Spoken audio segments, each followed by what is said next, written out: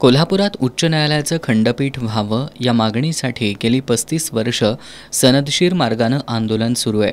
मात्र सरकार अजूनही खंडपीठ स्थापन करत नाही।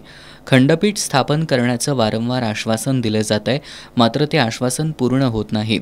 सरकारच्या या धरसोड धोरणामुळे या 6 जिल्ह्यातील शेतकऱ्यांचे अतोनात हाल होत आहेत। त्यामुळे या मागणीकडे लक्ष वेधण्यासाठी शेतकरी संघटनेच्या वतीनं महाराष्ट्रातील सर्वोच्च शिखर कळसुबाई या उच्च शिखरावर उच्च न्यायालयासाठी उच्च शिखरावर हा फलक फडकवण्यात आला।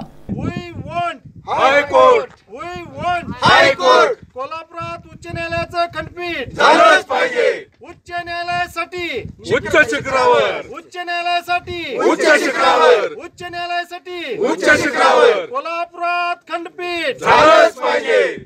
आज महाराष्ट्रातील या 6 जिल्ह्यातील शेतकरी आपली जनावर सांभाळून त्यांना मुंबईला अपील करण्यासाठी जाता येत नाही।